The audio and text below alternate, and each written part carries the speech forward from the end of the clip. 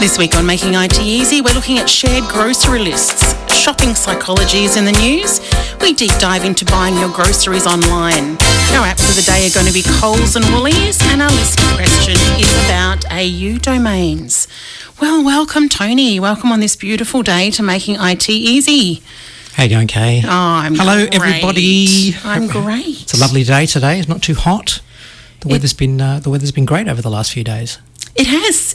It's been beautiful. There was talk about rain. I have trouble keeping up. We had a great lightning show the other night, didn't we? We did. Actually, that brings us to our friend James, who was taking great photos of the lightning show. He actually put a little promo together, and it was over the Gossangetti, I think he calls it, okay. The Gosnells. It was a beautiful light show. He's actually stuck at home at the moment, but as you know, he's a co-host with us, with me on Magnificent 7 fairly often, and he is going to be co-hosting with me next week when you're not here. Yes, I'm jaunting. You are. You've got other things on, yes, out and about. Anyway, next week we're going to be talking about restaurants, so... Oh, right. James. But the reason I raise James is it's his birthday today. Happy birthday, James. Happy birthday. So in absence of any other theme, I thought we would do a happy birthday theme. What, you're going to play 15 birthday songs? No, I'm going to play 6 birthday songs, and one of them is a little unusual, so I'm hoping that he's not going to take it to heart, but understand the unusual nature of this particular song and find it as amusing as I did. So, anyway, we always start with an Elvis song, so we're going to start with Let's Have a Party, which I thought was appropriate. Okay.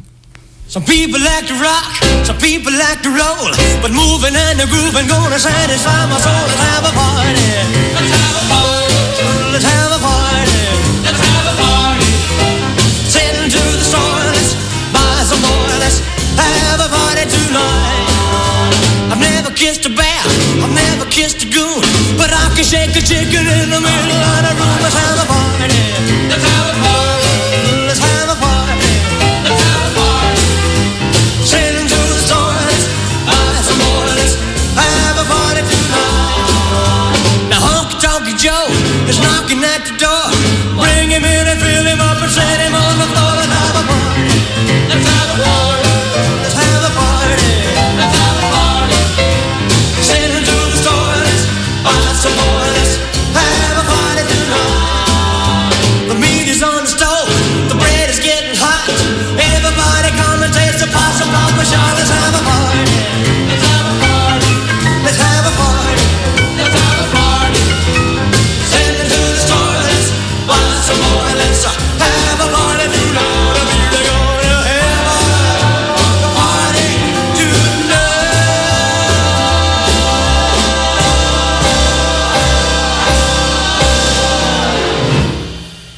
The great Elvis Presley. You're with Kay and Tony on Making IT Easy, 107.3 HFM, the voice of your community. Tips and tricks?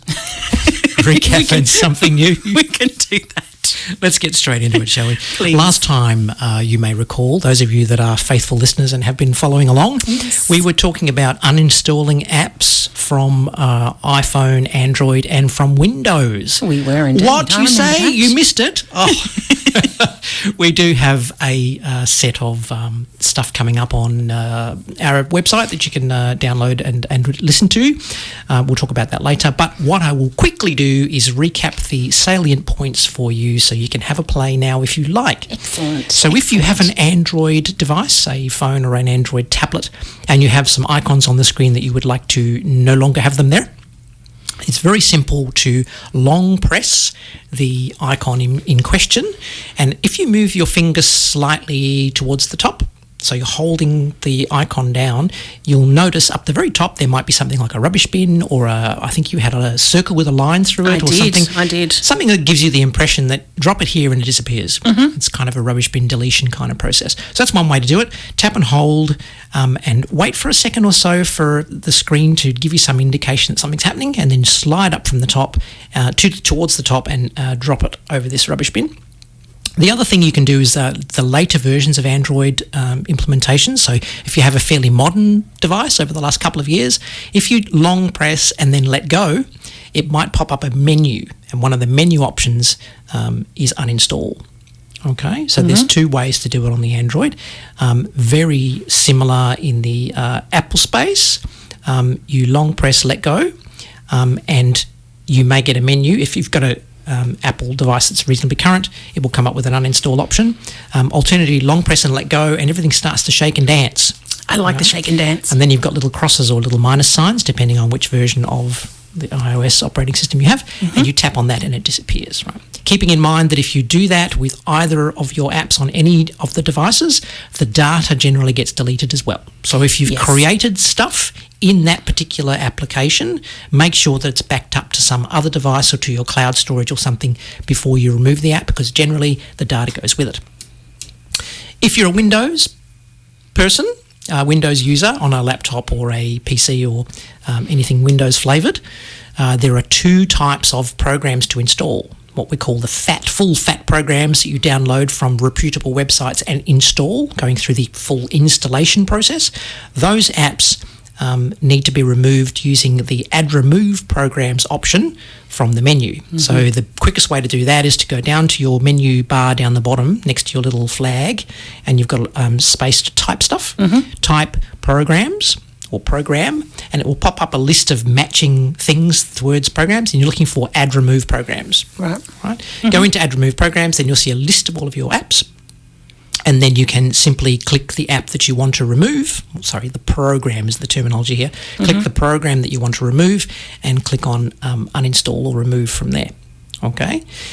If you're the final complication to this puzzle is if you're using a Microsoft Store app.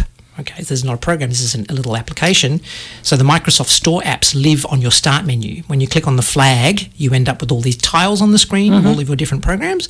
Those tiles are little apps. So similar to what Android and the Apple space have in their apps, Microsoft have those. In order to remove those, you right-click on them, on the particular tile, and there'll be an uninstall option from there. Right-click. Okay, now there was more information, but it's in the notes from last week if you want to go back and revise those kinds of things. Show notes are on magooit.com.au, and if you want to find the recordings of our previous shows, go to that, magooit.com.au, and follow the links which will take you to YouTube, which will take you to the shows. You can actually go to YouTube and search on Magoo IT. It actually comes up that way. Just put Magoo IT as all one word. Making IT easy is the other thing to search for. Does that work too? Yep. Oh, well, there you go. It all comes up in slowly. Google is learning about us, and so it's indexing different ways, which is great. So this time, would you like to take a song, or shall we go to this time? I'm actually keen for a song. This is Tom Jones, so All right. Can I put Tom Jones ahead of you? Okay. Yeah, maybe. Any day of the week. Yeah. No. Yes, we will indeed.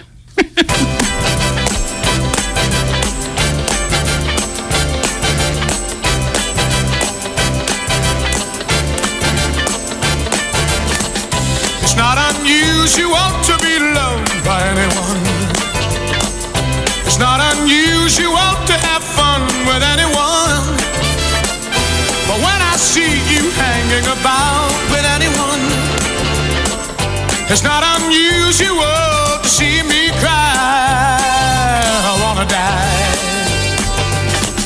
It's not unusual to go out at any time. But when I see you out and about, it's such a crime. If you should ever wanna be loved by anyone, it's not unusual, it happens every day.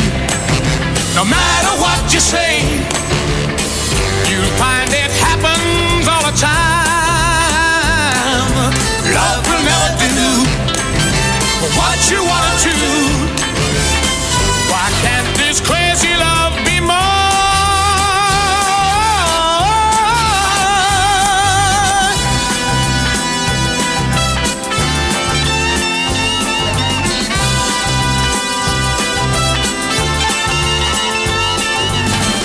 It's not unusual to be mad with anyone.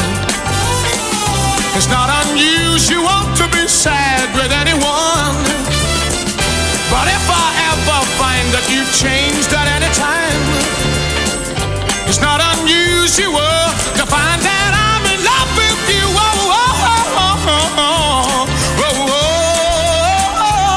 oh, oh, oh, oh,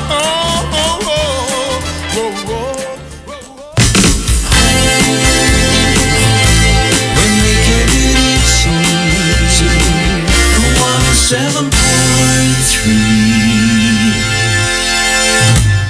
Does your business have a good web presence? Are you missing business opportunities by having an outdated web page? Did you know there are 6 important tips to boost your web personality? Let station sponsor Antonovich Design build or update your web page. Your website will be custom designed to suit your needs, working directly with our experienced designers. Get more leads and more conversions with a web page that is browser friendly and works on all devices. Call Antonovich Design on 0449 134 191. 107.3 HFM, the voice of your community, is proudly supported by Rockin' Burgers, Christine Chapman Massage Therapy, WA Exclusive Meats. Become a corporate member and support the voice of your community. Go to the webpage heritagefm.org for email details or to find out more.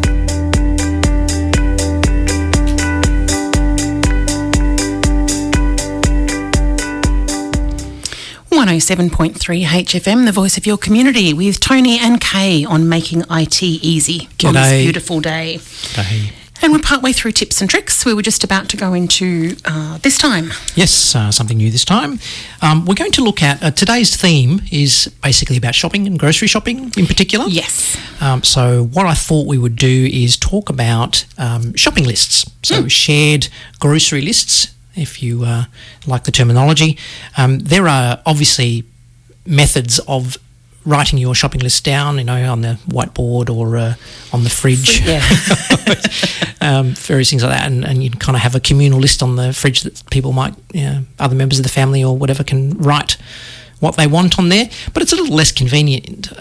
It's nice to be able to use technology to do these kinds of things. And automated shopping lists or electronic shopping lists have been around for a long time.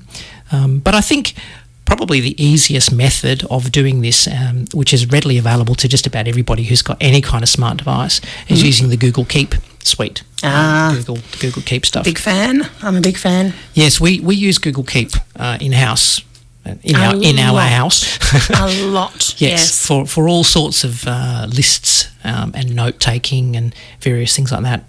And the cool thing about it is it being Google, it can interface across multiple platforms. So you can use it on your Windows devices, your iPhone, iPad devices, and your Android devices, which is fantastic because not everyone in the same family necessarily will have the same type of device. Yep. And it's also searchable.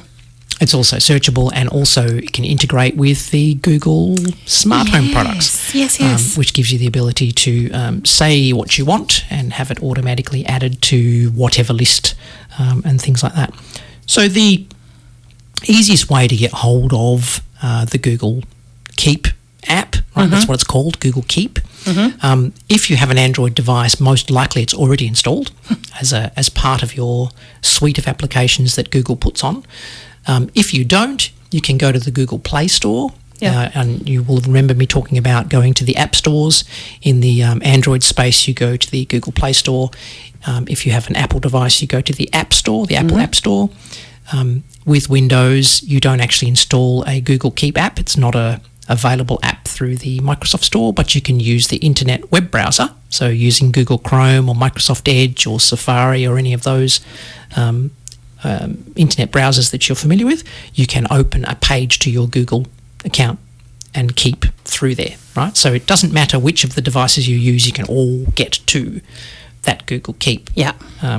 You can also actually just go into Google and Google search Google Keep. It'll come up with whatever the web page is for Google Keep, and that will almost certainly have, here are some buttons, download it from here or here. The cool thing about Google knows most things. So when you're using a device and you search for Google Keep, it'll come up and detect what device you've got and give you in the top 5 answers the right download link to go click on. Too smart. That kind of stuff. But they've been practicing this for years and they know everything about everyone. So well, that's it. Anyway, so once you've got Google Keep, what do we do next? You need to kind of set up a method to share your grocery list.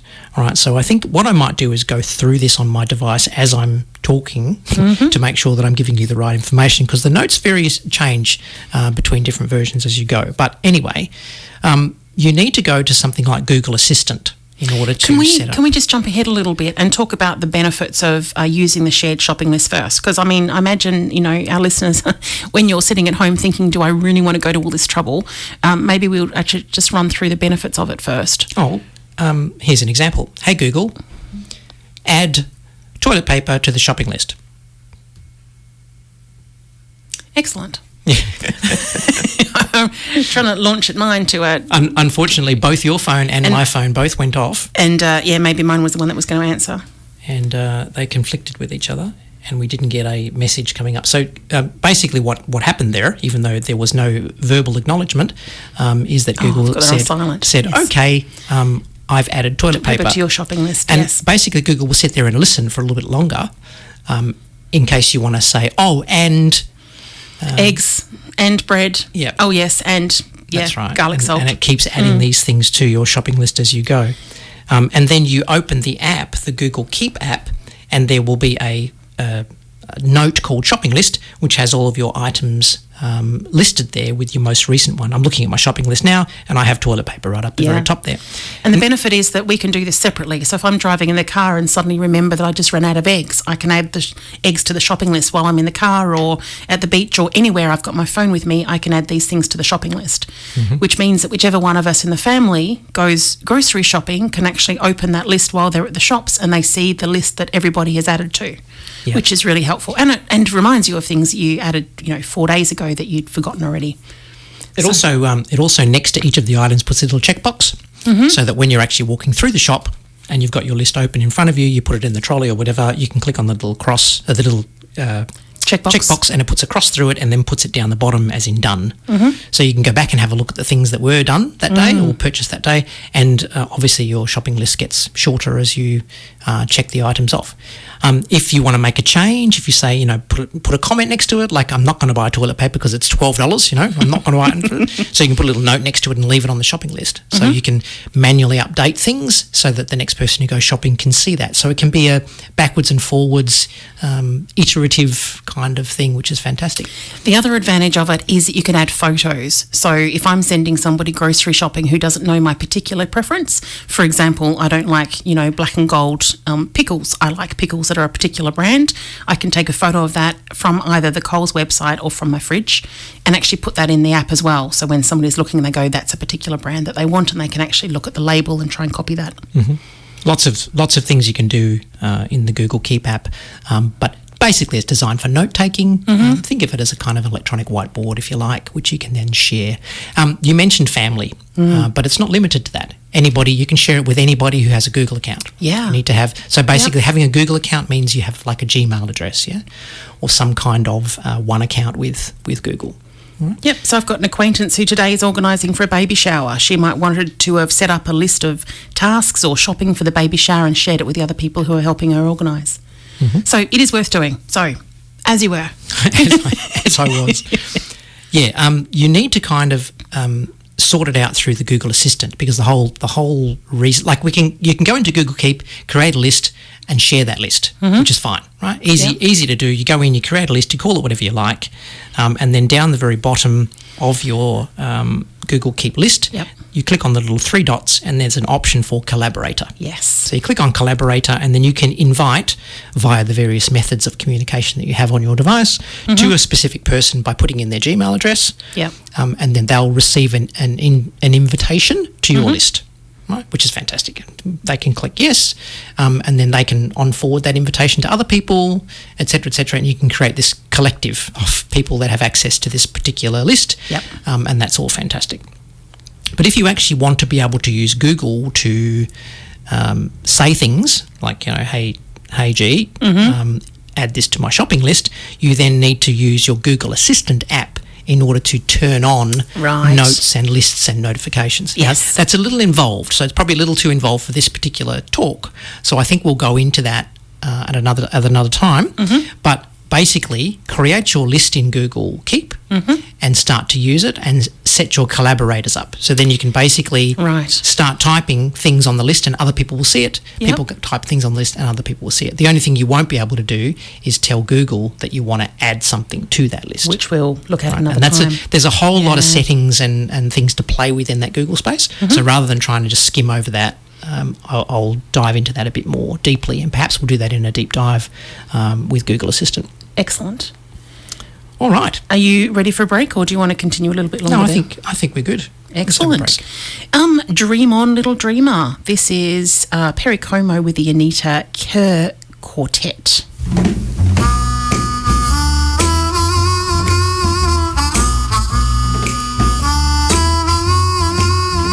Dream on, little dreamer, dream on. Dream on, little dreamer, dream on. I get a heart full of butterflies looking into your dreamy eyes. Dream on, little dreamer, dream on. Dream on, little dreamer, dream on.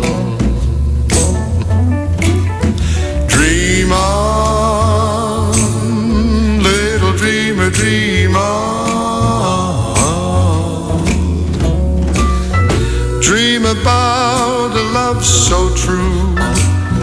Dream about how I love you. Dream on, little dreamer, dream on. You know I love you, I need you so bad. Each night I realize when you close your dreamy eyes. Dream on, little dreamer, dream on. Dream on, little dreamer, dream on. Dream about a love so fine, sweet as apple berry wine. Dream on, little dreamer, dream on. Little dreamer, dream on. The delightful Perry Como. If you're in the Armidale area and you're a crafter, they've been running a craft group through the Armidale Library basically all year. Now, I'm going to assume it's going to continue next year as well, but the very last one actually happens tomorrow. So the 11th of December, if you wanted to go and just, check it out and see what was going on and a bit of a preview as to whether you like the idea for next year, then you might want to go along and have a look. So it's usually alternate Sundays, 1 till 3 p.m. in the Armidale Library, which is at the Armidale Central Shopping Centre. I'm sure you'll find the library. Bookings aren't required, so you can just rock up. A friendly community craft group welcomes all crafters to come along and socialise at the Armidale Library. Bring along your own projects, materials and tools to be inspired. Colouring images and supplies will also be available. So if you forget to take anything, it doesn't matter. So get along to that. Now, Tony, you wanted to touch on something else with the tips and tricks there. I just wanted to wind up with Windows. We talked about Google Keep on the Android and the Apple space, but in Windows you can go to an internet browser, right? So Google Chrome or Microsoft Edge are the most two popular ones at the moment. Go into the top and type keep.google.com.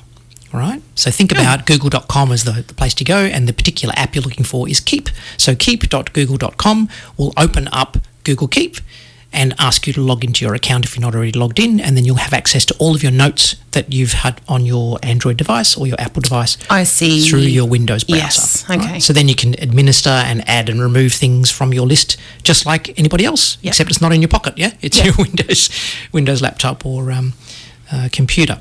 Very helpful. Also, remember, google.com, if you want to go to your Google Photos, for example, photos.google.com will take you to your photos, right? So anything.google.com will take you to all of the Google apps. Calendar.google.com. Exactly. I needed that information 2 hours ago. That will take you through those various things. So, yes, You can do all of those things using Google Keep. Have a play with it, and then let me know that you're excited, and we'll go through and set up how to get the voice assistant to assist you with that. Sweet.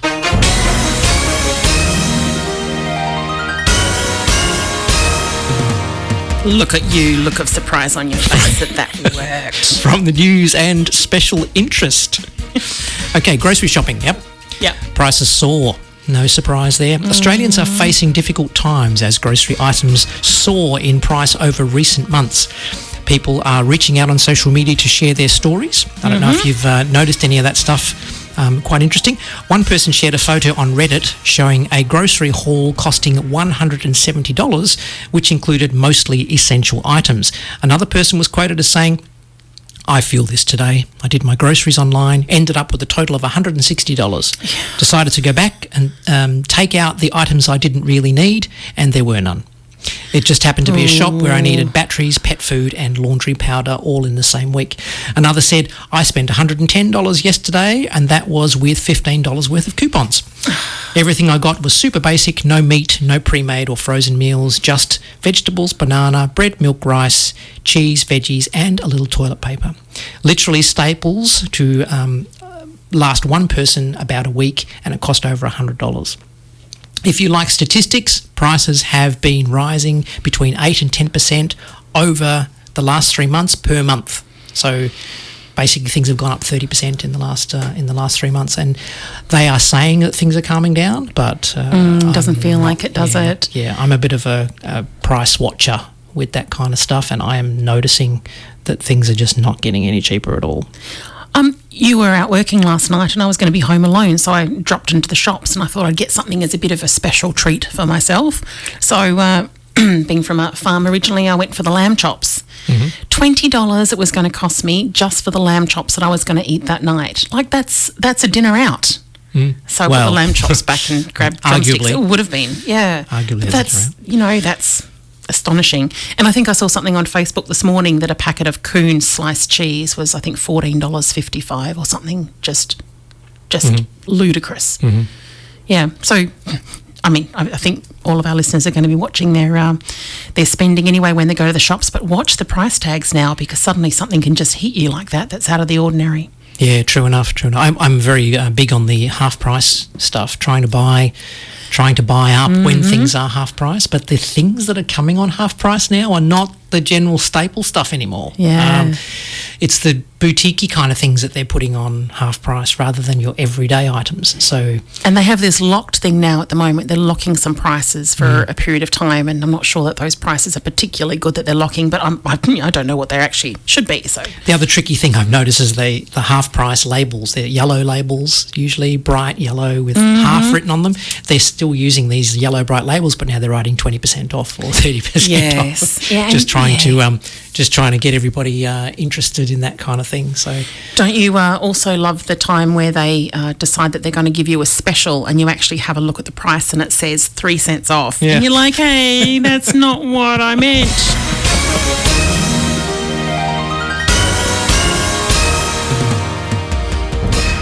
A little bit of an interesting article I put together. How stores influence your shopping. Ooh. If you think you have your shopping expedition sorted with your pre-prepared meal plan, your shopping list and some reusable bags, don't get me started on reusable bags. Think again. You are heavily influenced by the stores you enter, and you will often come home with more than you bargained for. Does that sound familiar? It does. Behavioural experts have painted this picture. When you enter the store, think about this, right? When you enter the store, you pass through the decompression zone. The what? The decompression zone. This will help you transition from the outside world and to put you into shopping mode. Oh my goodness. Often you'll be greeted with lovely colourful fruit and veg. Yes. And fresh flowers.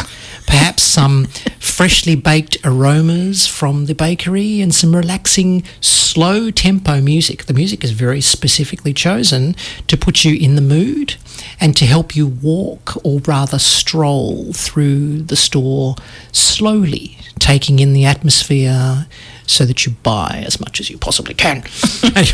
Most shops mostly have large trolleys. You may have noticed that there used to be 2 different size or 3 different size trolleys and little baskets, so the baskets are disappearing, and they usually go to Spud Shed. Yeah, they've got bigger baskets that you can pull behind you. And they're kind of massive trolley. You know, Yeah. that's it. There's no, so they're trying to get you to spend up. There are generally no windows in any of the stores, other than the big plate glass windows at the front to try and get you to come in the first place. There are no clocks, and everything is bright to focus your attention on the items that are for sale. Essential items like your milk and your bread, they're going to be positioned so that you must traverse most of the store in order to find them, obviously going past all the other tempting things along the way. And look, go and try and find eggs, and they move eggs around. I thought that was just me. Admittedly, at the moment there is a short supply of eggs, so most people are wandering around going, maybe they don't have any. But you go up and down all of the aisles in a grid-like. It's very programmed, the way that they try and get you to part with your dollars. Wow. There are more tricks, including which items are placed at eye level and which are more brightly packaged items, and they generally put those at a lower level at kid height or at trolley sitting level. That kind of thing. The ends of the aisles, that's the best real estate. That's where they're going to put their items that they want to get rid of. So they're marked down items or whatever they're trying to sell at half price, or that kind of stuff at the end. For some reason, people tend to just zoom up and down and have a look at those end aisles. Well, you see them as you're looking through the aisle for the person that you've lost. And of course, there's the last-minute grab items. Yeah. So as you're queuing up, waiting your turn to pay, and there generally is a wait, no matter whether you're serving yourself or going through the checkouts, and they'll put usually high-content fat, sweet stuff that they make the most markup on, quick grab items, that kind of stuff. So this is a news story, right? So how do we deal with this? Well, the UK has implemented some new regulations, would you believe, which restricts the sale of goods and drinks that are high in fat, sugar and salt content from checkouts. They're no longer allowed to be placed in the queue I like that. of the checkouts. And they're also excluded from being put on the ends of the aisles. So those two main areas where people tend to spend a lot of their time and quick grabs, that's been removed. It's hoping, generally there's a hope that this will be a worldwide thing and will hit Australia, but you know how we're far behind everybody else. Well, it's interesting, isn't it? I'm going to go off on a tangent. There's a lot of talk these days about consent. That's really big. And you could argue that it's not consensual to actually have those products in a place that you have to go past them and you have to take your kids past them without having the choice not to. If all of those products were placed in the lolly aisle, then you can choose not to go down that aisle at all. Do you do that? Do you not go down the lolly Yes, aisle? I avoid the lolly aisle unless I particularly need to go down that aisle. And Things it have annoys changed, me eh? when they put things like baking products in the lolly aisle. It's like, that's not fair. Yeah, well, you just kind of go down with one hand up on one, blocking your left-hand view. So, look, there's advice from the experts, and it's fairly obvious, Don't lose your focus. Right. Use a keep shopping list. Use a keep shopping list and stick to the items on the list. Yeah. Right? But obviously, when you're walking through there, you're going to see something that half price that you didn't notice, and you think, I need that. And sometimes that's the best way to shop, of be course. logical about it, but don't lose focus about what you're there for. Okay. Be wary of the promotions. All right. Just because it's half price, do you really need that? Is that something you would normally buy? Is that something you want to try because it's on special? So make some logical decisions rather than just being herded into making that decision. Read the labels and question any marketing claims, because often the stuff that's on sale might not be the most healthy option. Have you seen the health star rating on boxes? It's been around for years now, but I'm only just noticing kind of the 5-star rating on most of packaged goods now. Generally only Australian packaged goods or stuff that's been repackaged Australian. So the San Remo pasta doesn't have it, for example. But a lot of the lollies and the cereals and all that kind of stuff have this 5-star rating on it, which breaks it down into energy, saturated fats, sugars, sodium, etc. And you can choose the higher the stars, the healthier this food is. So if you're looking for something that's at half price and it's only 1 star, think twice about buying that. Maybe spend the extra money that you're saving on something that's a bit healthier for you. Be wary of promotions is all I'm saying here, and stuff that's offered cheaply is generally stuff that's not the healthier option. Okay. From a tech point of view, because we are a tech show, hey, consider online shopping as an alternative, right? Because it might help you focus your spending with less distractions along the way. You're removing yourself from that environment, and you can set up your own environment. You put your own chill music on, and sit down and maybe have a drink. Maybe you should put panic music on, like Jaws or something. Maybe you would buy less. Oh, okay. We should talk about click and collect later as well. Yes, we will. We'll touch on that. If you're keen, there are comparison websites as well. So doing it from home rather than just going into Coles and buying what they've got. And you know what it's like. You go through Coles and you go, I wonder if that's cheaper at Woolies. Yeah. But do I want to do those two things? But from home, you can do both of those with comparison apps. There are a few that I'm going to talk about a bit later on. Frugal, Frugl, is a comparison site that looks at Aldi. I haven't used others. that. That would be interesting. Lasso.com.au has catalogues and a search option, so that has a lot of grocery items and other items as well that you can search Australia-wide for pricing. And there's this relatively new Chrome extension. Now, Google Chrome is an internet browser, and you can install things to make the internet browser do extra stuff, right? And this particular Chrome extension is called Smart Cart, and Smart Cart is one of these things that allows you to compare prices between Coles and Woolies. So you go into Coles or Woolies, whichever your website that you have an account with or whatever, and select all the items you want to buy. And then when you go to checkout, it says, do you want to compare your cart? You hit yes, and so it will then automatically compare all the items that you've checked from Coles with Woolworths. Really? And give you a table saying this one's cheaper here, this one's cheaper here, and offer for you to swap over to Woolies, and it will transfer your items across and create your shopping cart for you. It's pretty amazing. Interesting. That's worth playing with as well. So Frugal, lasso.com.au and Smart Cart. And we'll talk about more of these in the deep dive coming up.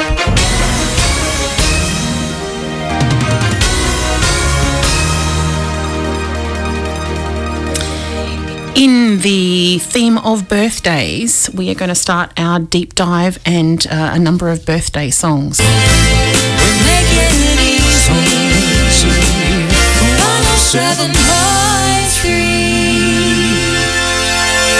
Next time your internet buffers, lags, or drops out, I want you to say it with me, Perth.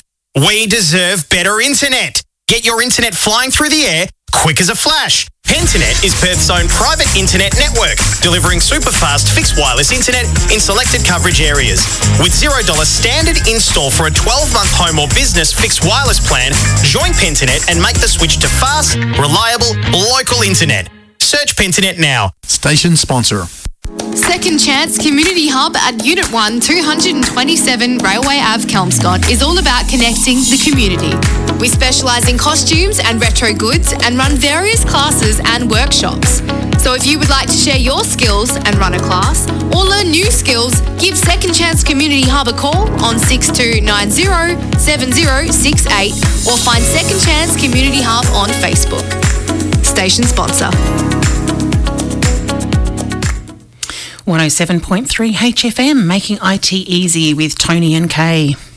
Hey, we're going to do a deep dive into buying groceries online, Tony. Yes, we're going to do some diving there. Okay, so we used to have deliveries back in the day, right? The baker used to come around and drop off a couple of loaves of bread, the milkman, and there were others. So we're kind of not new to this idea of deliveries based on orders, but you don't pick up the phone and call the baker and say, hey, can you give me 2 loaves of bread? It's a little bit more efficient. Now you call DoorDash. Yeah, that's right.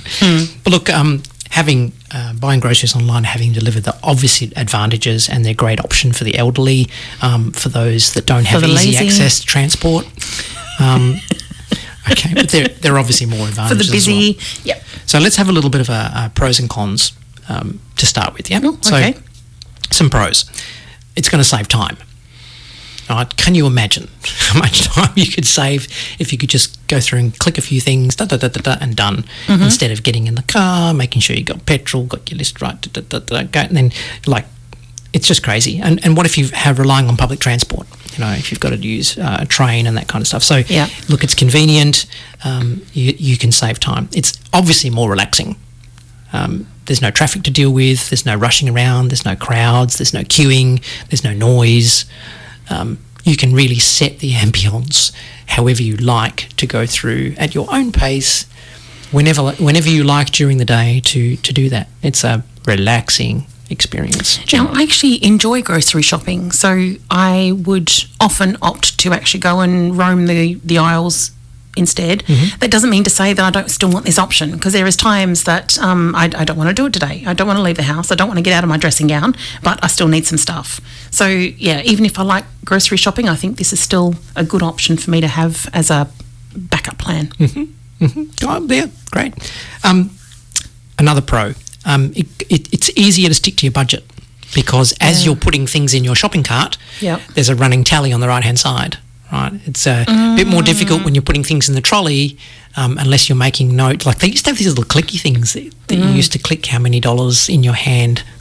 I used to take a small child who liked maths. Oh, well, there you go. But yeah, it's easier to just look on the screen of your device as this running tally, and you go, maybe I won't get that this time. Maybe I'll get that next time. There's probably enough peanut paste left in the jar to last a couple of weeks. Let's see if it comes on special, you know, because things like that have gone up in price ridiculously. So it's easier to stick to your budget when you're not there and then, and this kind of impulse buying.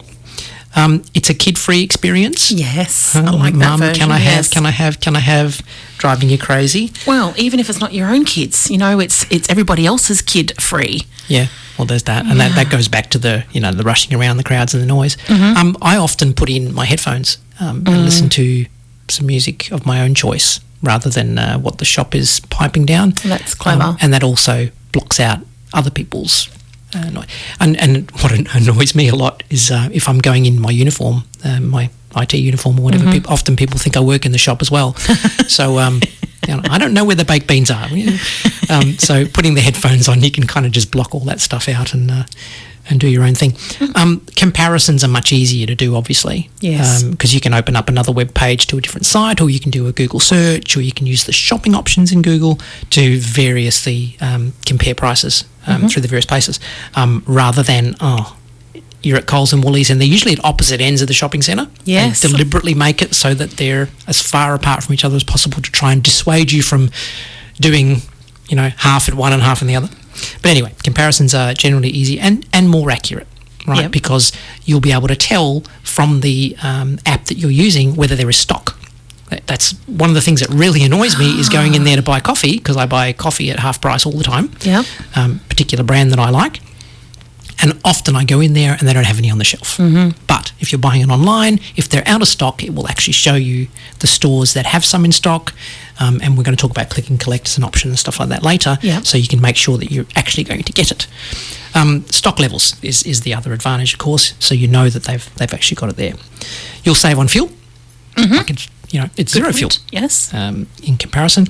And I kind of touched on earlier, there's less chance of impulse buying because you're not walking past the ends of those aisles with those impulse buys. However, the online shopping apps are going to have special pages and things flashing up to try and get you to do that anyway. True. Right? But you're in more control in that space. So they're generally the pros that I've been able to put together as a reason for doing it.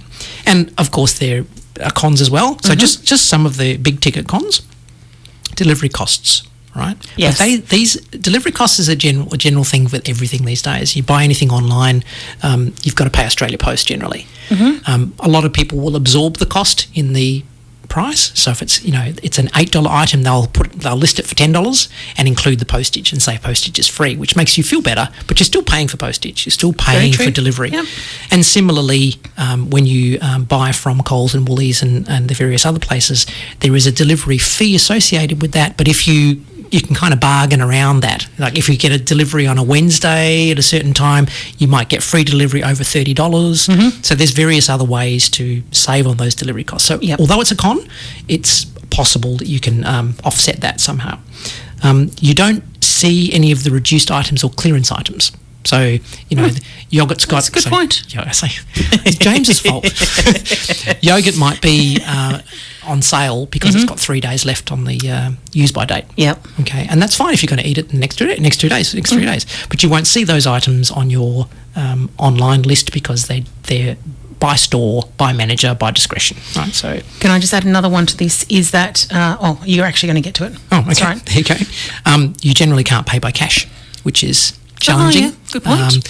There are probably ways around that if you're using a kind of maybe DoorDash. I don't know, but then you might be able to. But no, generally with all the COVID stuff. Yep. Cash has kind of just gone by the wayside now. So if you want to pay by cash, you really have to go in physically to a store to do that.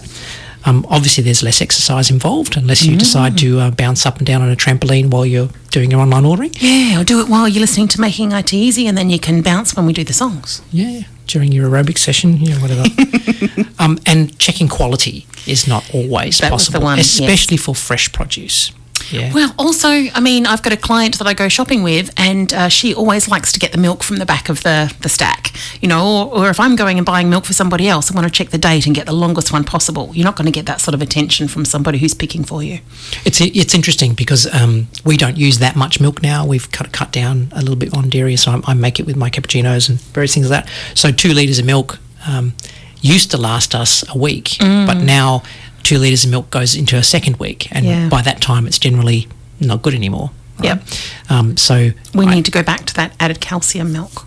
Yeah, there's a tip for you. If you get the carton, the single litre carton that's got added calcium, it has a much longer life for some reason. Doesn't seem to have any extra preservatives, but a much longer life. Yeah, it always makes me nervous when things have long dates on them. That what's in there that they're not telling us it's on the carton. But anyway, the argument there is that you're not able to pick up the fruit and see the bruised fruit. You're not able to pick the milk with the longer use-by date. Yes. It's basically people just roam. I don't know if you've seen them. People just, they look like, they're employees, but they look like customers. They're just wandering around with 3 or 4 different bags in a trolley, and they're picking orders off the shelf for customers, and they wander out, and then they do that kind of stuff. So they're literally just grabbing the stuff that's off the shelf. Yeah. So they're not going to be fussy about it. And they're not going to find the most beautiful piece of fruit. I bought an apricot yesterday. And you know why it didn't make it home to you? Because as I put it through the checkout, it was $1.14 for an apricot. Okay. It's like, I'm going to eat it now. I'm not going to risk it getting bruised as I put it in my bag or getting it warm, getting home. I'm going to eat it right now and enjoy my $1.14 worth of apricot. The interesting thing about buying fruit online is one of the things that you don't generally get a handle on very easily is they price it per piece. So you want, over there you want a kilo of bananas is $3.50, which is about the right price at the moment, which works out about 70 cents a banana, a decent sized banana. Right, but you need to kind of pick that up and walk over to the scales if they've got scales to weigh them to figure out how. And nobody does that, right? I want one piece of fruit, and you go to the checkout and you go, that was $2. Wow. Yeah, that's right. But if you're buying it online, it actually lists them per piece of fruit. Okay. Which is more information. You have exactly how much you're going to spend. There and then. So they're not particularly serious cons when you think about it.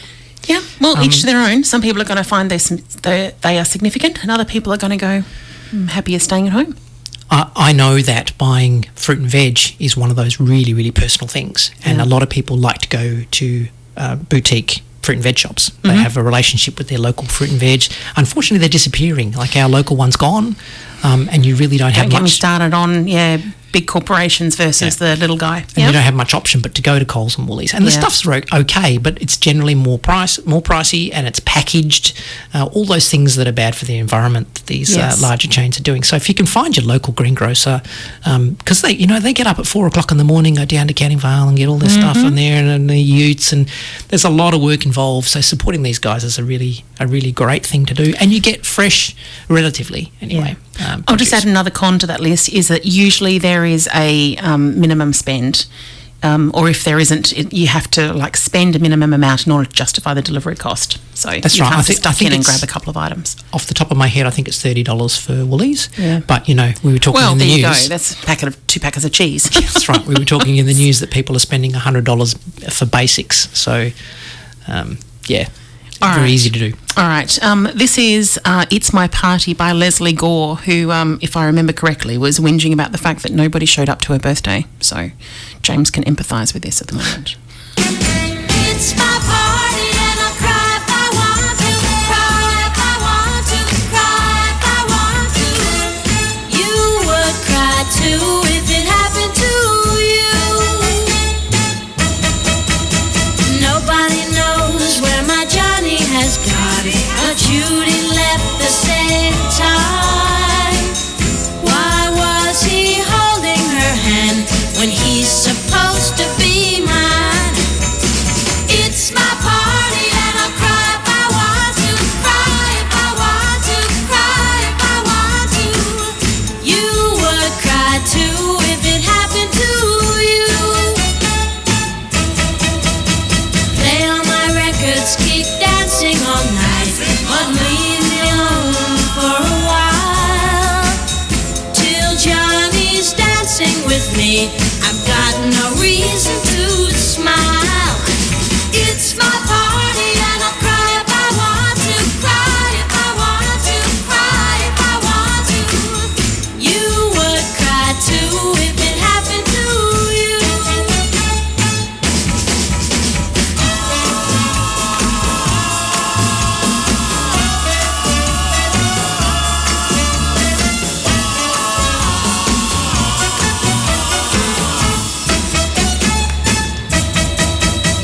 Judy and Johnny just walked through the door like a queen with her king. Oh, what a birthday surprise! Judy's wearing his ring. It's my party and I'll cry if I want to, cry if I want to, cry if I want to. You would cry too if it happened to you.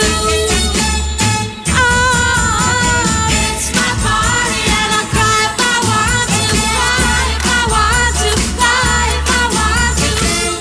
You would cry too if it happened to you.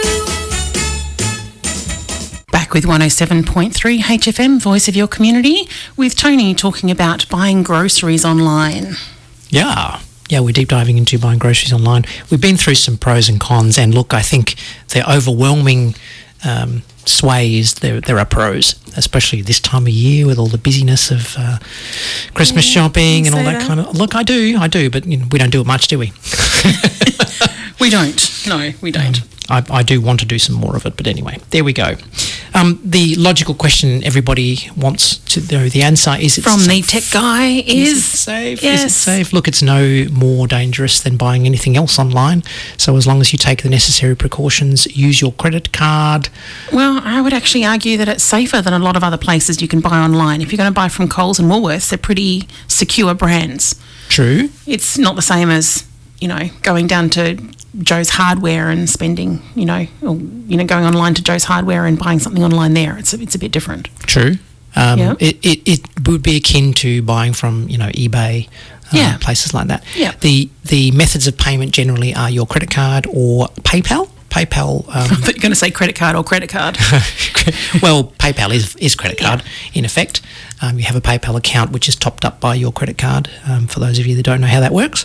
But the cool thing about that is that you'll have two levels of protection. So if there's any kind of issues, PayPal will come into bat for you, number one, and then your bank via your credit card will come into bat for you, number two. As we've experienced recently, which was very successful. Yeah, so I think that that's a really good option, especially when you're going with some of the big players. So I would not be concerned too much about safety. Of course, make sure you're using safe browsers, you have your internet virus scanning software, all that kind of stuff, because the actual purchasing from that particular site is not what's the concern. It's your infrastructure and everything surrounding that. So make sure your whole environment is safe. And if you're doing it from your mobile devices, you have encrypted traffic from your device through the mobile phone network, things like that. So you've got extra levels of security there as well. Okay. All right. So where do you buy from online groceries? So we talked about Coles and Woolys, but there are other options. Did you know that IGA also has online stuff? I didn't. No, I didn't either until I started to research it. Of course, IGA being independent Growers Association, they are individually managed stores, but they have a collective where they have the prices, we're having this on special, so everyone agrees that all the local stores are going to have that on special. But they're not governed by one particular body like Coles and Woolies do.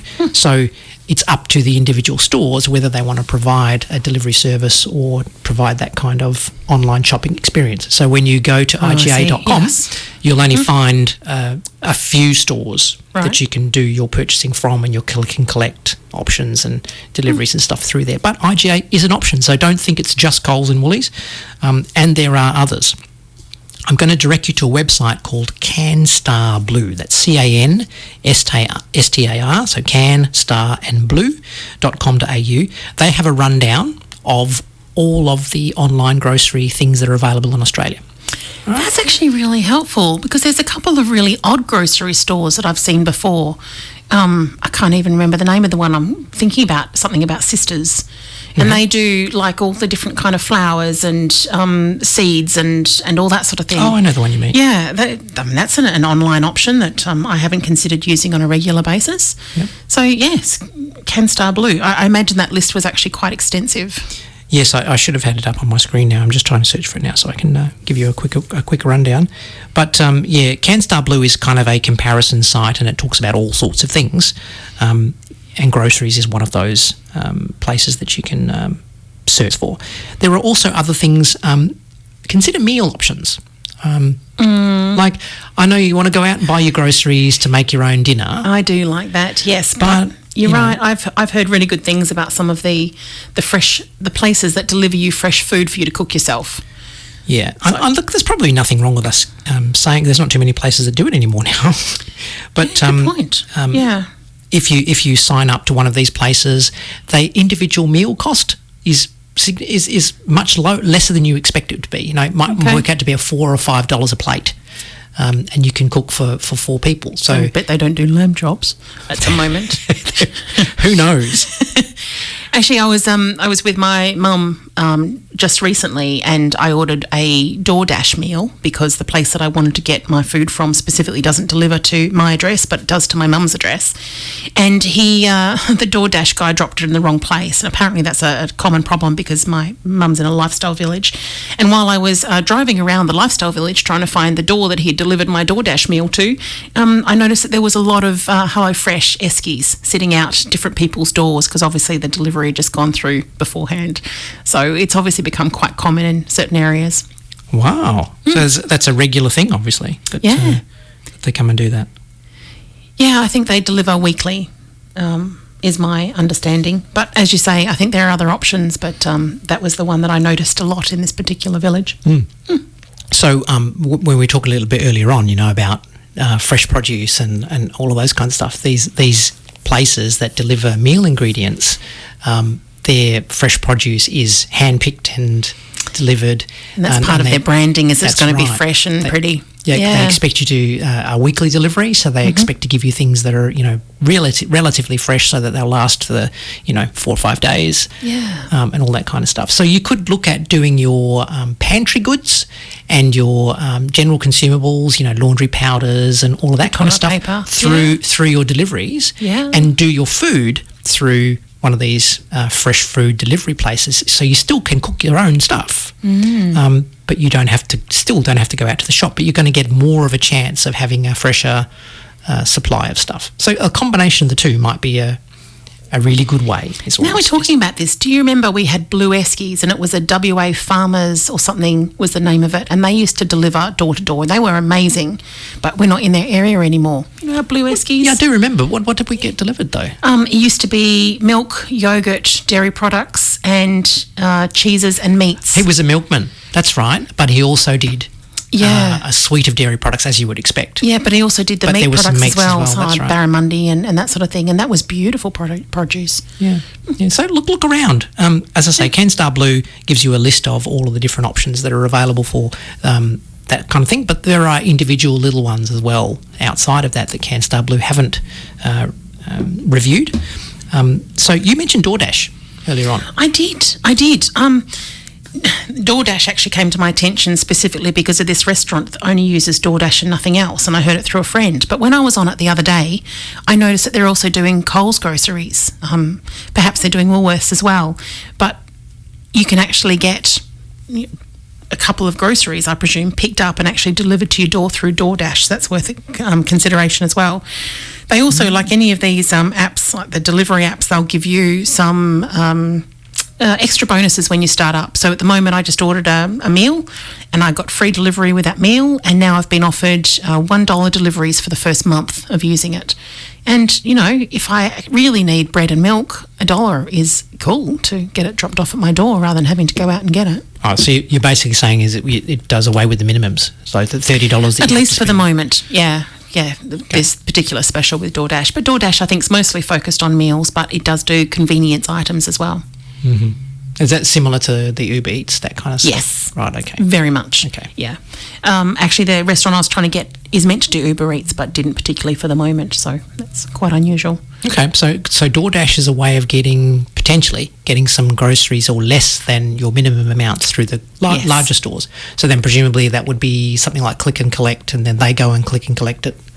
And well, it'll be interesting to try it out to see how... we shall do so in the next month. We'll go and buy We can come back and tell you how it went. We'll go and buy 1 3-litre milk and see what happens. It'll be interesting.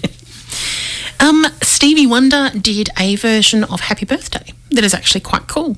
So to anyone, as I said, who's had a birthday in the previous year or coming up this year... And happy birthday, James. This is for you.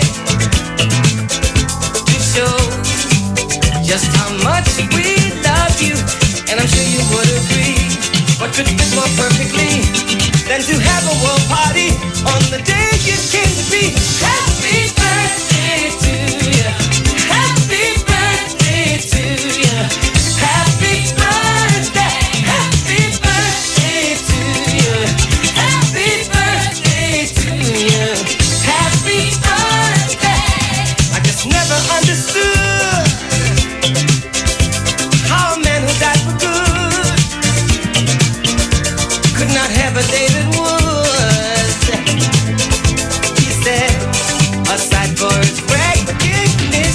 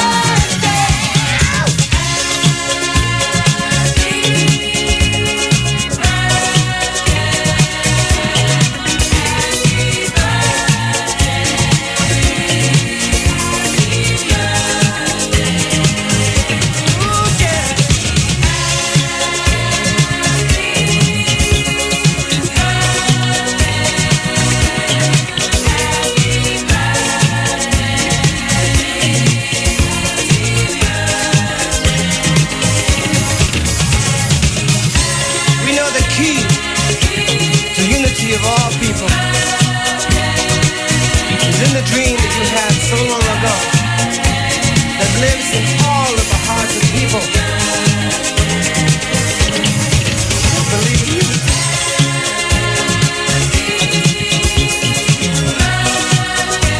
We'll make the dream become a reality. I know we will. Because our hearts tell us so.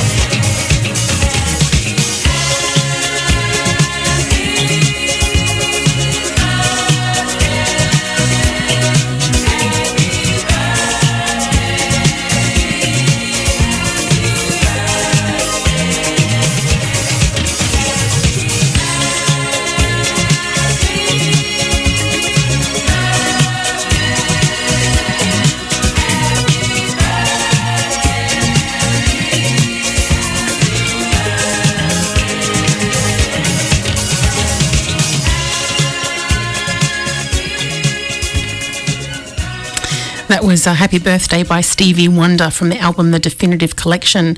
Coming up next is a song that I hope James isn't going to take to heart, and I hope he enjoys the humour with which it's intended. This is Unhappy Birthday, remastered in 2011 by The Smiths from the album Strange Ways, Here We Come. I wish you an unhappy birthday. I've come to wish you an unhappy birthday, 'cause you're evil and you lie, and if you should die, I may feel slightly sad, but I won't cry. Loved and lost, and some may say, when usually it's nothing, surely you're happy it should be this way. I say no, I'm gonna kill my dog. May the line sag heavy and deep tonight. I've come to wish you an unhappy birthday.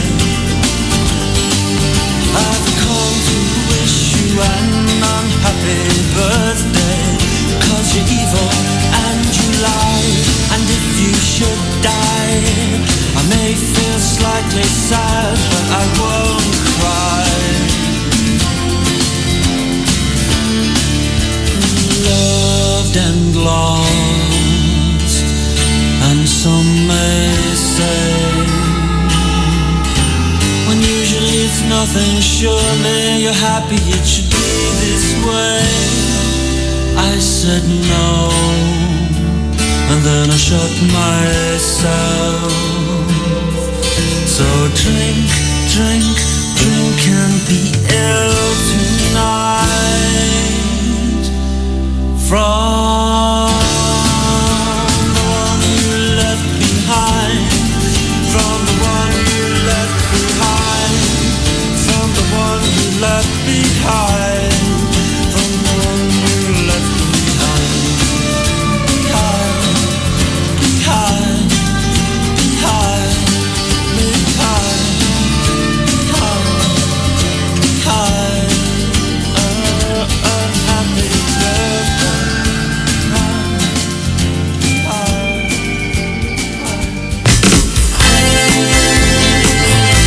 When they gave it so easy, 107.3.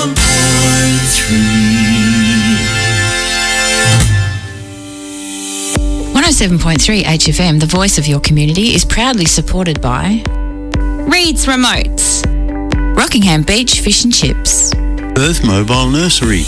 Become a corporate member and support the voice of your community.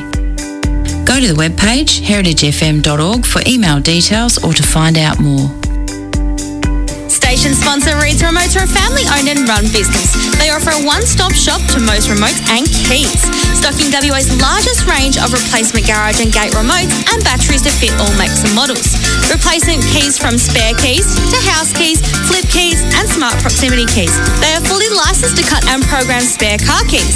Located East Vic Park, you can find them online or in store. Head to reedsremotes.com.au. Station sponsor. MRB 8165. He always gets me with that end bit there. See, we're waiting there with bated breath to say something.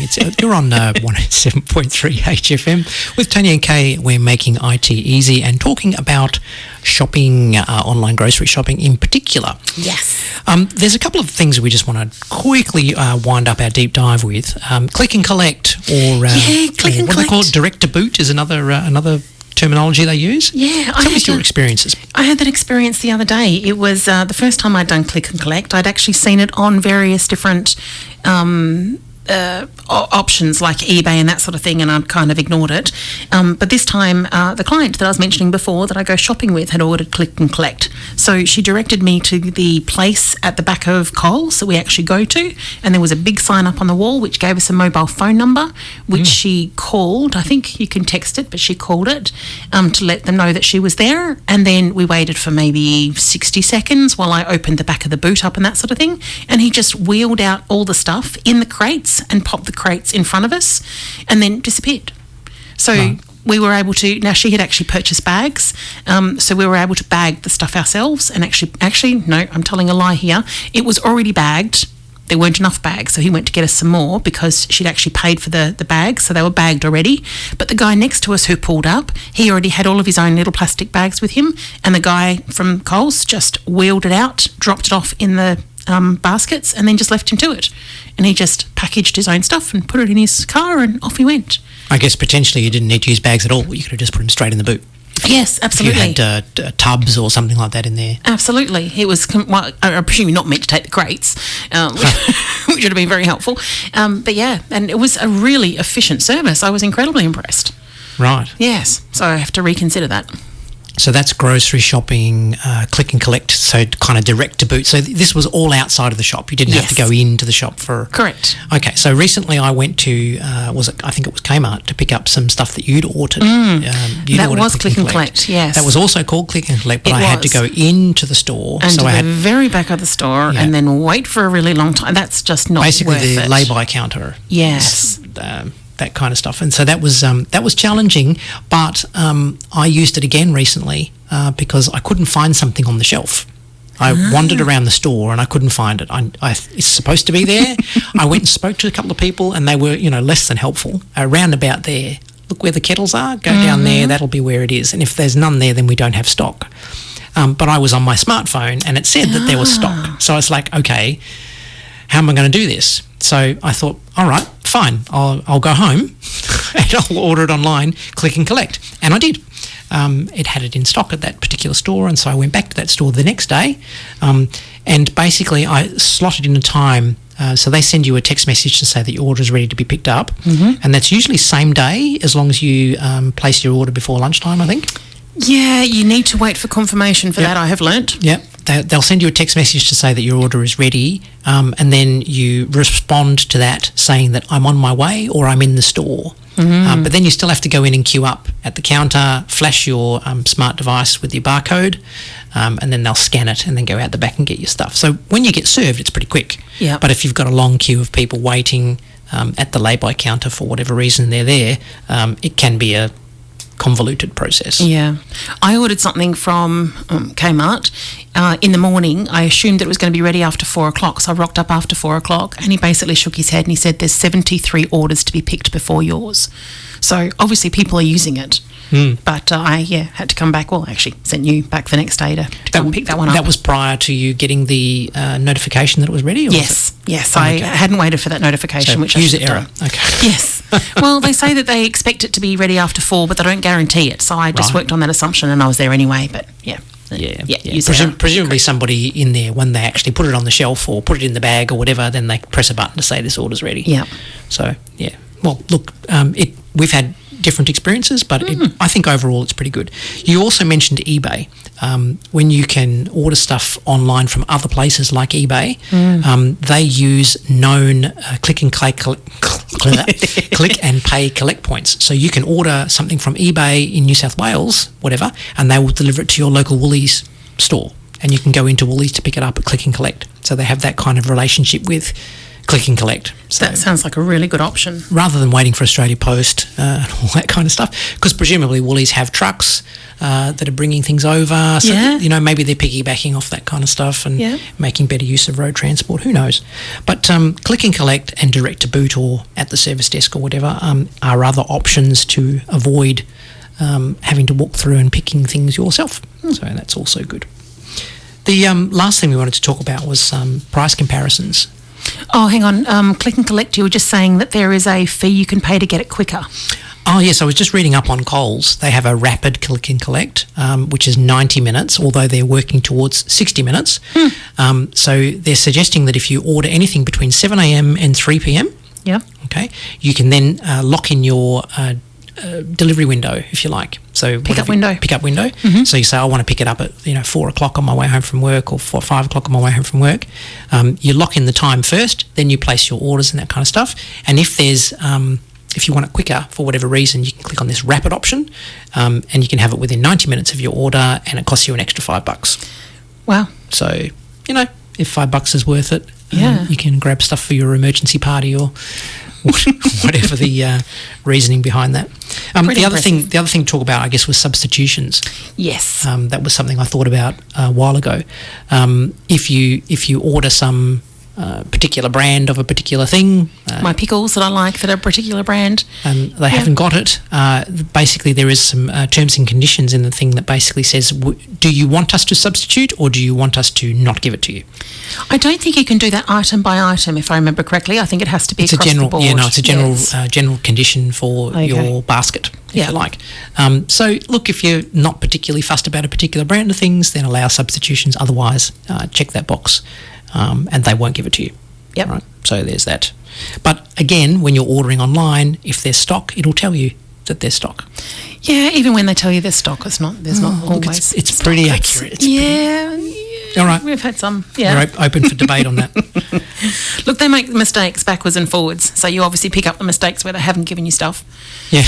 and you can be less vocal about the ones that you They're get. really quite good bonuses. with muck-ups too, aren't they? When They're you, very, with our experience, they you have give been. them a phone call and just say da da da, and they credit your account or whatever Yeah. it is, and you end up with, you can have that loaf of bread. That's fine. Yeah. And they Thanks. Just, yeah. Okay. Was that the end of our deep dive? No, I think No? I wanted to touch on Right. price comparisons. Oh, yes, Should we do please that do. before we skip to a song?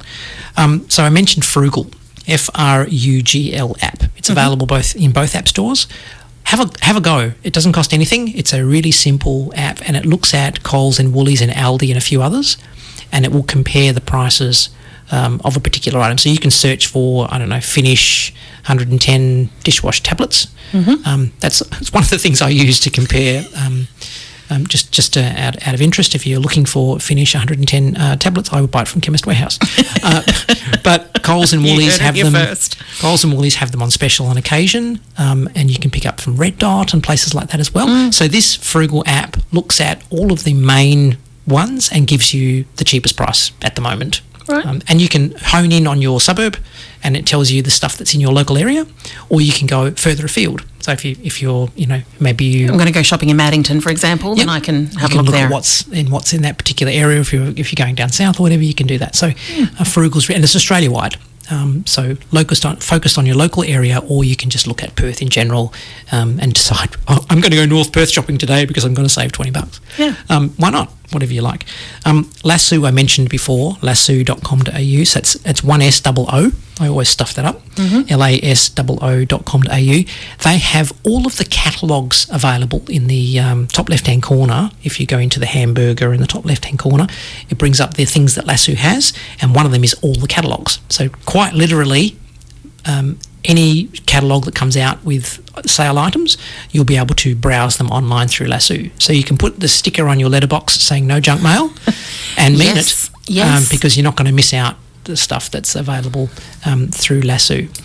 And also you can search for things. So again, if I wanted to search for Finish 110 dishwasher tablets, I can stick that in there and it will search all of the specials, all of the current specials across all of the catalogues and give you a rundown of those. And again, you put in your area, because I think it defaults to New South Wales the first time you use it. So put in your postcode, and then it will give you stuff that's generally in your area. The last thing I discovered fairly recently, there's a local developer who created this thing called Smart Cart as a Google Chrome extension. Now, if you don't know what that means, we can possibly talk about that in upcoming shows. But if you search for Smart Cart Google Chrome extension or Smart Cart extension or Google Chrome, something like that, it'll bring you to a page, and he's got a bit of a YouTube clip which explains how his thing works. And if that excites you, then you can look at installing the extension, which is very straightforward to do. And that hooks into your Coles and Woolys accounts, right? So when you log in and go to your checkout to finalise your purchase, it'll pop up a little window saying, hey, do you want to compare this with the other store? And you say yes, and then it does this grid price comparison item by item and lets you know which one's cheaper. And at the very end of that, if you decide that you want to jump ship to the competing store, it will automatically log you in and create that cart for you, so you don't have to do it all again, and then you just hit go. It doesn't cost you anything. It's a free little app. It's a great little addition to that kind of stuff. So have a look at the YouTube video and see if that interests you before you go down that path. And look, just generally try and think about some of the things that we've mentioned here right from the beginning to the end, and try and envisage how some of these things could change your overall shopping experience, because I think there are some wins for everybody in here. This is the way we like to use technology. See if we can use technology to make life easier. Hey, let's have a show called Making IT Easy. That's a great idea. And we're going to head to the last happy birthday song for today. This is Loretta Lynn, Honky Tonk Girl with Happy Birthday.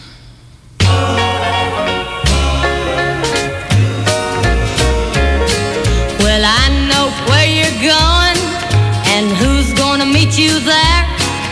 I know how late you'll be coming home, but guess who doesn't care?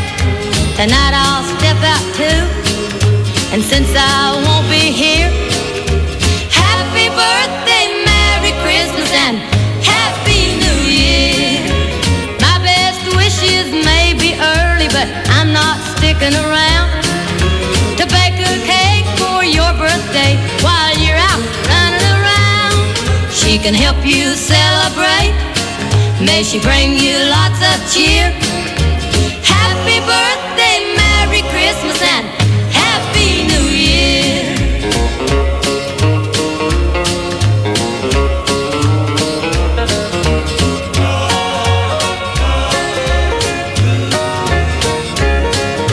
Now I've made my mind up, played seconds long enough. You think I don't mean it, so you're gonna call my bluff. But I'll be busy packing while you're holding her near. Happy birthday, Merry Christmas, and Happy New Year.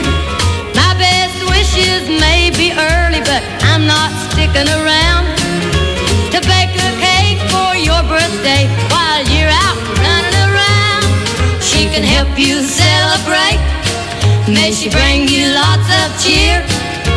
Happy birthday, Merry Christmas, and Happy New Year.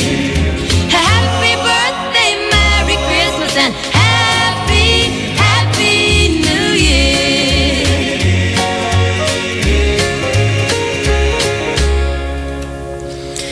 And I hope James enjoyed that song on the happy birthday and didn't take that song to heart either. We're going to go to Splish Splash by Bobby Darin to bring us out of birthdays. Splash, I was taking a bath long about a Saturday night. Yeah, rubbed up, just relaxing in the tub, thinking everything was alright. Well, I stepped out the tub, put my feet on the floor, I wrapped the towel around me and I opened the door, and in a splish splash, I jumped back in the bath. Well, how was I to know there was a party going on? There was a splishing and a splash, reeling with the feeling, moving and a grooving, rocking and a rolling.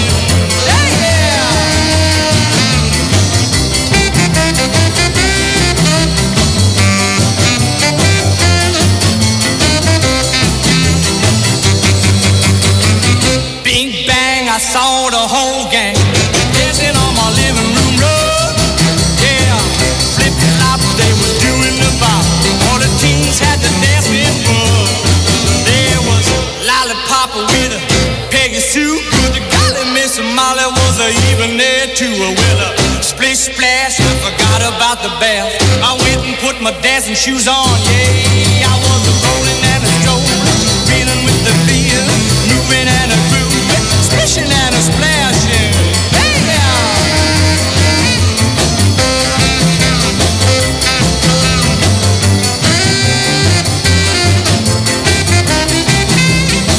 yes, I was a splishing and a splashing. I was a rolling and a strolling. Yeah, I was a moving and a grooving. We was a reeling with the feeling.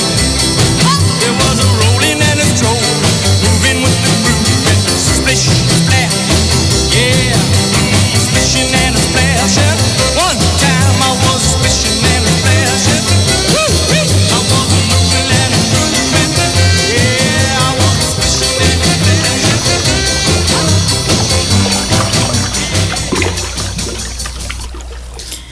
Ooh, what a fantastic song, Tony. Okay. Yes. Listener question, I believe. Yes. We're talking about .au domains, which have got a funny name, haven't they? .au Direct.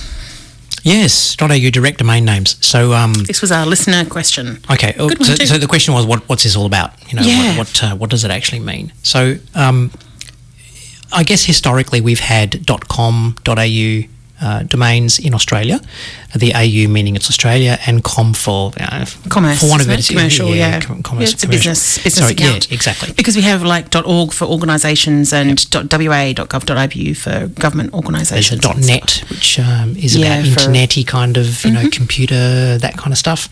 And then somewhere in between that, we ended up with a whole lot of creative ones. Like there's .radio, which is us. Woohoo. There's .artist. There was .smack or whatever. I may have made that one up. It all depends on what they've made available. So this is all governing body releases these kinds of domains. So what they've decided to do is provide a general purpose AU domain. Right, so anything .au. So you forget the the 3-digit, 3-character intermediary dot, and it just becomes whatever .au. Okay, it's simpler, easier to remember, and there's no specific tagging about what kind of a site it is, which makes it a little bit more difficult for the person for the user to realise what kind of site it is. But that's why they've done it, and it also gives us. And it also gives us saying that. Yeah, now we're going to get to the real reason. Yes. Also gives us a wider range of things to choose from because we Yes. might have used up all of the other .com.aus. Exactly. Yeah. Unfortunately, or fortunately, depending on how it may be, if you already have a .com.au domain, you really want to grab the .au domain, because if somebody else gets it, that could be really confusing. I was planning on buying all them and then blackmailing people. Not blackmailing them. I think the general consensus is that you buy it and then sell it at an exorbitant rate. Being entrepreneurial. That's what we're going to say. Yes. So our website, maguit.com.au, is also maguit.au. Now, yep. All right, so either of those work, because of course I went out and purchased this. Yes, of course you did, to so I make didn't sure. miss out on that kind of stuff. I'm not sure exactly how the HFM one works, because we've got hfm.radio and heritage.org and .net or whatever. So there are a whole bunch of different things there, but that's basically what it means. They've released another set of domains under the guise of making it simpler to remember, because it's just whatever.au, but it also gives you much more scope to have many more domains registered. Yes. Okay. I actually grabbed a quote off, I grabbed a quote. It said, "Our Digital Lives of Australians research," so that's where it came from, "uncovered that 1 in 7 small businesses do not have a business website but are interested in establishing one in the future." And that was just like of March 22. I found that astonishing. 1 in 7 small businesses still don't have a business website. That's... Well, it won't be IT-related sites, businesses, I would expect. But yeah. I thought most businesses would have some sort of presence, but maybe they don't actually have a website. Yeah. And that was part of the problem. Trying to find a .com.au website, if it's already been taken, is really difficult. So now they've got other options rather than going for something like .smack or .radio, which is, a little bit weird. Yes. Okay. So anyway, I hope that answers your question, dear listener. It's just another type of domain. Well, I had some more information here because I did a little bit of delving. Since its launch in March this year, it's become Australia's second most in-demand namespace after .com.au, with over 700,000 .au direct domains registered from March until the end of November. And as you mentioned, there was a priority application. So if you already had an existing .com.au name, then you could actually get the .au in advance of everybody else. And they gave you 5 reasons why it was a good idea to do it. To be innovative, because if you get in early, you can get this new .au and it makes you really trendy. The one that I liked was you could use .au for a particular business idea. So let's just to say that, argument's sake, Magoo IT decides they're going to go on an offshoot and set up a radio program, then you might actually want to have the .au for your specific small business part of your whole operation, which I thought was a really cute idea. To set up a microsite, I guess kind of the same thing. To establish your first website, because there might not be a .com.au, so you might want to go with the .au, and again it's trendy, or to match your name, the existing name. So they were the 5 reasons. So I just thought that like micro business idea was a kind of cute one. Okay. Yeah. There you go. .au. Right.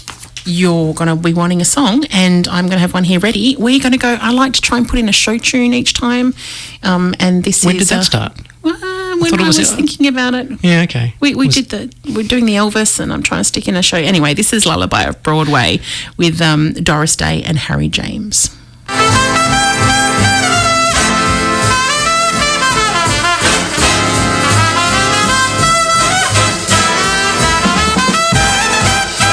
Come on along and listen to the lullaby of Broadway, the hip hooray and ballyhoo, the lullaby of Broadway, the rumble of the subway train, the rattle of a taxi, the daffodils who entertain at Angelo's and Max's when the Broadway baby says goodnight.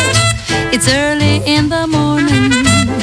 Manhattan babies don't sleep tight until the dawn. Good night, baby. Good night. The milkman's on his way. Sleep tight, baby. Sleep tight. Let's call it a day.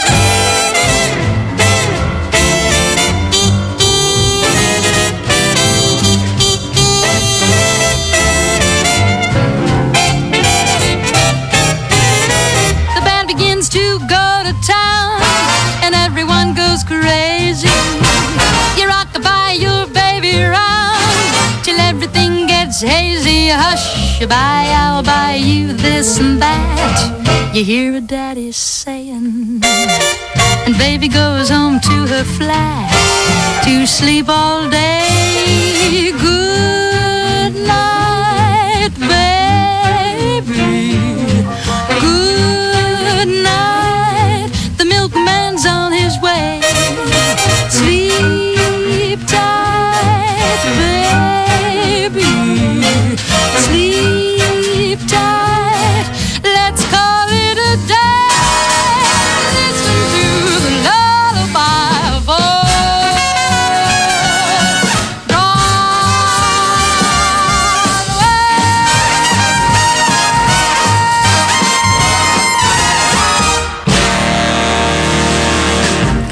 Gotta love a good show tune for making you bop around the station.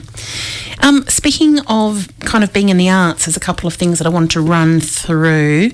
The Waterwheel Gallery, who are good friends of ours, have actually just put out their new schedule for next year. So if you have access to Facebook, Waterwheel Gallery is the place to go to and have a look at that, check it out. And I just saw here somewhere, or you could email them, theteamwaterwheel@gmail.com, and I'm sure they'll be able to answer you with that as well. They've got the Art Like program and that sort of thing on for next year, the classes, which look like they're going to be amazing, Saturdays and Sundays. Also, the OWL series is Older, Wiser, Livelier, a series of free healthy ageing workshops that meet the need of older, wiser and livelier members of our community. That'd be me. This series delivers a variety of relevant and engaging information in a welcoming social setting and providing great opportunities to learn something new. Attendees are encouraged to bring their own cup or mug for morning tea. Program days and times are on the 2nd and 4th Fridays of the month, and head to the City of Gosnell's website to find more. City of Gosnell's website is actually amazing. It's got lots of all the events and everything coming up, so feel free to get to that. And last but not least, in my little patter here is the radio station here. We are looking for some additional volunteers to help us out. So if you have a few hours free a week, we would love to hear from you. Give me a call on 9398 3100. That was 9398 3100, and let me have a chat with you about the different opportunities we have available. There might be radio announcer positions. There might be giving us a hand with organising events, or give us a hand with some cleaning or some painting or helping to sort through some records. And in particular, we really are after somebody on a rotating basis to help set up some of the scheduling of the music that goes onto the radio station. All you really need is to have a bit of a smartness and brain about you and a love of music and a few hours free to come and help us out. So that would be great. 9398 3100. If you do that during somebody else's show, they'll pick up the phone, but if you do it when nobody else is on air, then the phone call will come through to me. Speaking of which, after we finish here, make sure that you stay on for Rock Aria with the Frankinator and Friends from 3 until 6, and Fourth Dimension will go on after that and still until 9 o'clock. So you've got some great music coming up afterwards. Tony, we're going to run through the app of the day. Oh, well, you're doing such a great job. I might just leave you with it, eh? Look, Coles and Woolies are very similar. They, when things go on special on one, they generally go on special the other as well, and they're usually very close to each other, price-wise and range. But they do have individual apps, separate apps that you can install. They do, one red, one green. And you don't actually need to install the app. You can go straight on your internet browser and go to woolworths.com, AU, I think it is, and that will, and probably woolworths.au actually will probably work too, just on that domain stuff. Well, you should go and check it, shouldn't you, and buy it if it doesn't, yes. And that will just take you to a place where you can go in and buy your groceries, put it in your cart, and then at the last step, sign in and make your payment, etc., etc. So what I thought we might do, if you don't mind, my dear, seeing you are the shopping guru in our family, I am. Perhaps go through some of the things that the Coles app can do to maybe sell the idea to people. Well, I just thought I'd open the app on my phone because I usually use it from my PC. I haven't used it from my phone a lot. And the first thing it does is ask me how I want to shop, so I can have the options of click and collect, delivery, or shop in store. This is where you would pick your delivery slot or your pickup slot time, I imagine. Yes, that's right. They usually offer that to you. You can tell that I haven't used it very often because it's asking me all these sorts of questions like where I am, what my suburb is, which is helpful, and whether or not I'm happy to have notifications, which is something that we talked about last week, I think. One of the interesting things that I noticed when I was reading, and it might be just the Woolworths app, is that if you're actually putting your list of items in and then you go into shop, it'll actually tell you which aisle things are in. Oh, that's nice. Which I thought was really helpful. So that was at least the Woolies one, but maybe Coles as well. Presumably it has to know then which your local shop is. Otherwise. Yes, that's right, because they all vary, and you can change that as you go in. And then it brings up a list of recommended products, which is useful. So you can go through, or you can go through individual categories and decide what you want. So if I was looking for my lamb chops, I might want to go into meat and seafood and then search through those, or I can search for lamb or chops in different categories. Sometimes you can also choose specials as a category and then just browse through those, although I warn you, it will take forever. There's a lot of things in there. And then once you've put your items in and you go to check out, one of the interesting things is it will remind you, if you've actually been using the app a few times, and say, hey, did you want this? Now, while I feel that is somewhat intrusive, it's really helpful. The number of times it's come up and said, are you sure you didn't want dog food? I went, oh, dog, that's right. Or are you sure you didn't want eggs? And it's like, oh, I forgot to put them on the list.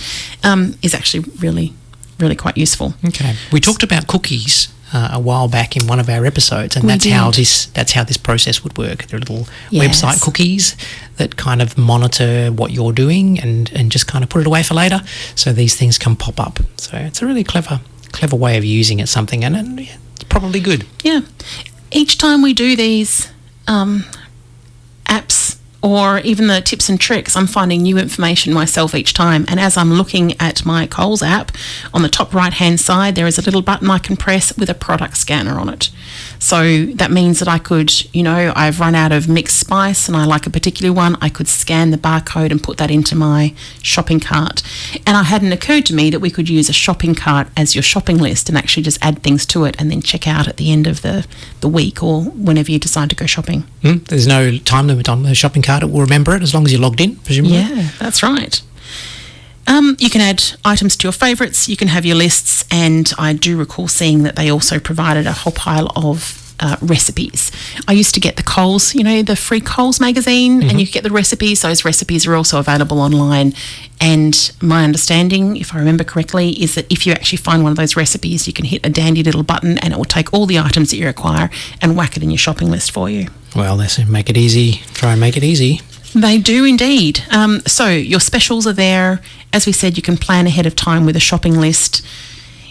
If you can't find it in store quickly, you can actually add it to a list and then you can find out which aisle it's in, which is very helpful. You can search for your local Coles. Coles and Woolworths are a little bit like rats, aren't they? There's always one within a few kilometres from where you're standing or a few metres. According to this, it does say you can keep an eye on your favourites. I'm not sure that's the same as actually watching for specials, but you can keep an eye on your favourite items. You can collect points. We didn't really talk about that, but there's Flybuys and Woolworths reward points. I think I've said before that we haven't purchased a kettle in the last 10 years or so because we use our frequent flyer points to purchase kettles. I mean, you pay an exorbitant amount of money for things through the frequent flyers and the Flybuys, but still, it's money for jam, really, isn't it? I refuse to I refused to spend more than I was going to spend just to get the points. So, sometimes the checkout person has said, if you just want to buy this chocolate bar, that'll put you over and you'll then get your extra 100 points instead of whatever. I refuse to do that. Is that the same for when you go to the petrol station and say, do you want to buy these chocolate bars to get 8 cents a litre off? That's the same, yes. I refuse to do that. No, I don't. No, personally, I don't. However, if I'm going to be there anyway, I might as well swipe my card and then it's points for jam. So, yeah, well, not necessarily for jam, sometimes other things, but yeah. We mentioned recipes. There's lots of recipes. Just an aside there. Yes. I just quickly jumped on Google and searched for Coles magazines, and it took me to coles.com.au/magazines, and they're all online. So if you missed out on the December or the November issue of the Coles magazine, you can click on it on your device, and there it is, 50 pages of recipes and all the stuff. There you go. So that's pretty much a wrap-up of the options you have with the Coles and Woolworths apps. I'm not sure there was anything particularly different with the Woolworths one. No, I was just running my eye over the notes there and they look pretty similar. I'm having a quick look at the Woolworths page at the moment and the half-price stuff that I always gets my attention. Yes. I can click on this yellow banner with half price and it's taken me just to the half price specials. How many pages have you got? Oh, wow. Yeah. 1,093 products. Yes, yes. A lot of them are very, very similar. So, it might be that they've got Allen's Lollies on special, but they'll have every one of the brands and every one of the sizes will be a part of that. So even within specials, you're better off trying to search rather than actually just trying to scroll. Okay. In my opinion. Perhaps there's a half-price magazine. That would be a good idea. And the magazines online, you can actually click on the items and they'll take you. Yeah, and they'll put them in the trolley for you in your basket. So we're not gurus in all of this space, but we dabble in a whole bunch of it and point out some things that are worth having a look at. And we will just continue to learn and hopefully take you all along with us as we make IT easy. I have a lovely song here, one of my favourites, Here Comes the Sun by the Beatles. Okay. We're making it easy. 107.3. Need a plumber? AHM Plumbing and Gas are a locally owned and operated company that will take care of all your plumbing needs, from tap servicing to hot water unit replacement or clearing blocked drains. AHM Plumbing and Gas have 30 plus years experience and will get the job done on time at the right price. Follow us on Facebook for monthly discounts and specials. Your local experts. AHM Plumbing and Gas. 0413 191 034. PL 6754 station sponsor. Thank you so much for being with us today on this beautiful day. We're just coming up to 10 minutes to, or 8 minutes to 2. And leaving you again, please don't forget Magnificent 7 coming up on Tuesday night, 7 until 9 p.m. Andrew is going to be talking to the wafter artists. That's the fabric and textile artists, Alana Grant, Chelsea Turner and Diane Binns. That'll be worth listening into. And join us next week. We're now weekly instead of fortnightly. The next episode is going to be James and I. Tony is going to be gallivanting around. No, he's not. He's actually working somewhere else. We're going to be talking about shopping for food. This is dining.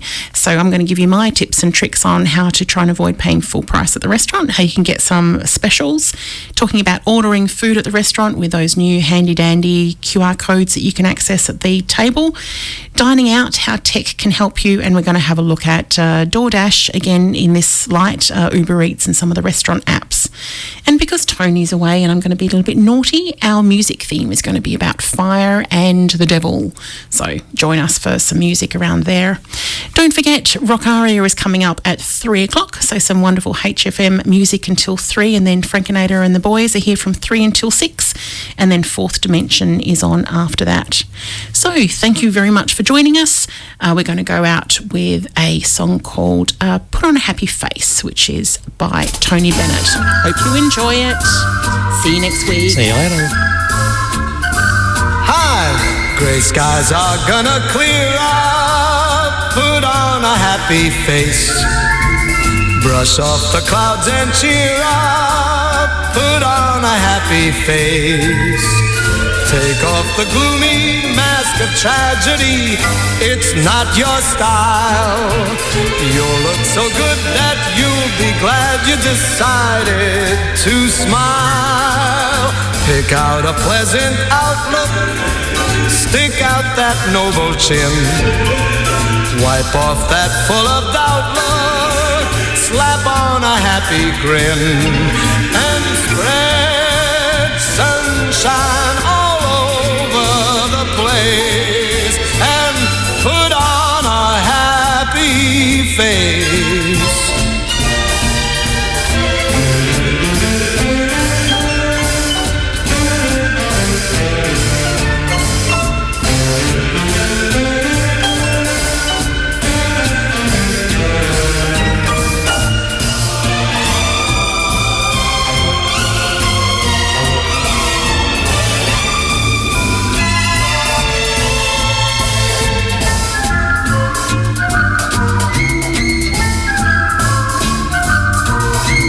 Gray skies are gonna clear up.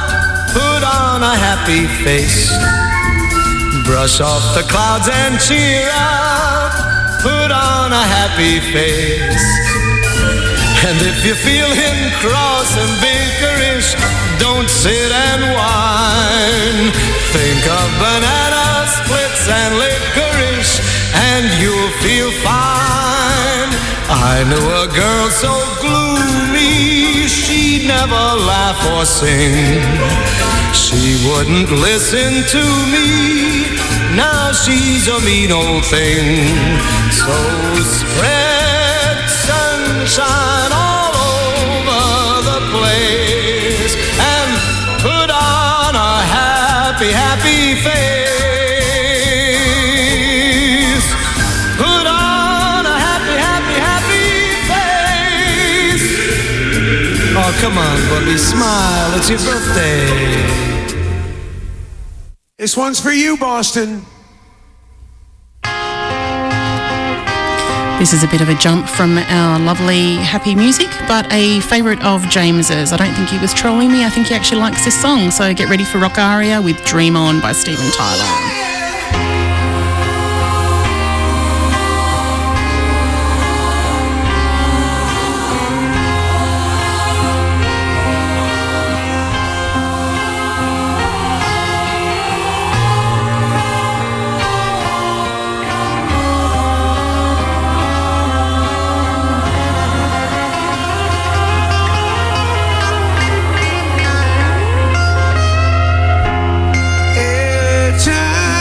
That I look in the mirror, all these lines on my face getting clearer.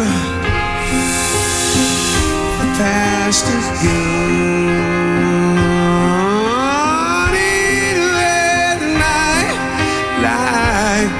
dusk to dawn. Isn't that the way? Yeah. Everybody got a dues in life to pay.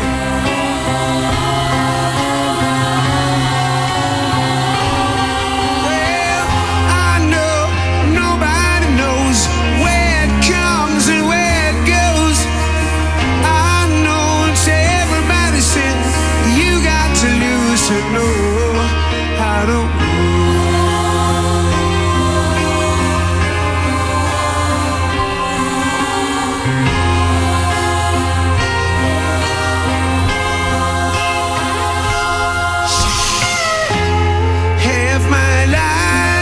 Some books written pages, live and learning from fools and from sages.